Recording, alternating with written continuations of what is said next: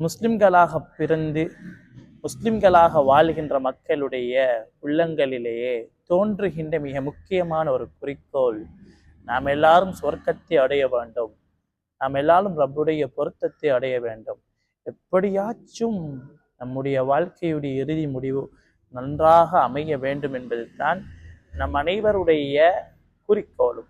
அதற்காக வேண்டிதான் நாம் நமக்கு புத்தி வந்ததில் இருந்து நம்முடைய வாழ்க்கையில தொழுகிறோம், நோன்பு பிடிக்கிறோம், ஹஜ்ஜி செய்கிறோம், உம்ராக்கள் செய்கிறோம், இப்படி நிறைய அதுக்காறுகள் லௌராதுகள் எல்லாம் செய்கிறோம். நோக்கம் நாம் எல்லாரும் நம்முடைய உடம்பை விட்டு நம்முடைய மூச்சு பிரிகின்ற கட்டம் இந்த உலகத்தை விட்டு சந்தோஷமாக பிரிய வேண்டும், ரப்புடைய பொருத்தத்தோடு வாழ வேண்டும் என்ற நோக்கம். இந்த நோக்கத்திலே வாழுகின்ற நாம் செய்கின்ற சில விடயங்களின் மூலமாக ஒரு மனிதன் 60 வருஷமா இபாதத்து செஞ்சிருப்பான், மௌத்து வரைக்கும் இபாதத்து செஞ்சிருப்பான். கடைசியில அவன் செஞ்ச எல்லா இபாதத்துகளும் அவனுக்கு கை கொடுக்காது. என்ன காரணம் தெரியுமா? இறைவன் இபாதத்து செய்கின்ற நம்முடைய இபாதத்துகள்லையே கவனிக்கிற விஷயம் என்ன தெரியுமா? நம்முடைய நீயத்து.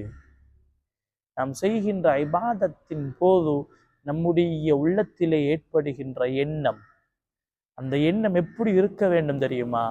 தூய்மையானதாக இருக்க வேண்டும்.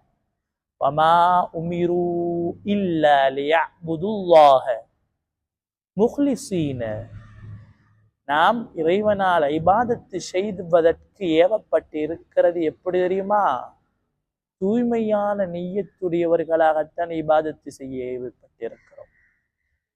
தூய்மையான இபாதத் என்ன என்றா, இந்த உலகத்தில வாழ்கின்ற கட்டத்தில இபாதத்துகள் செய்யும் பொழுது நம்முடைய இபாதத்துகள்ல படைப்பினங்களை நாங்க கலக்கப்பட.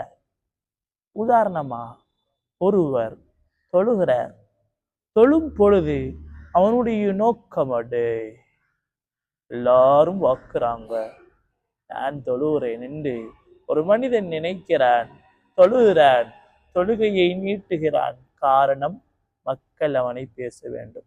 இப்படி இபாதத்தின் மூலமாக ஏதோ உலக மக்களுடைய உலகத்துடைய ஏதோ ஒரு தேவை அங்க கலந்திருக்குமாயிருந்தால் அவனுடைய இபாதத்துகள், அதனுடைய நிலைமைகளுடைய முடிவுகள் கைசேதமாகத்தான் இருக்கும்.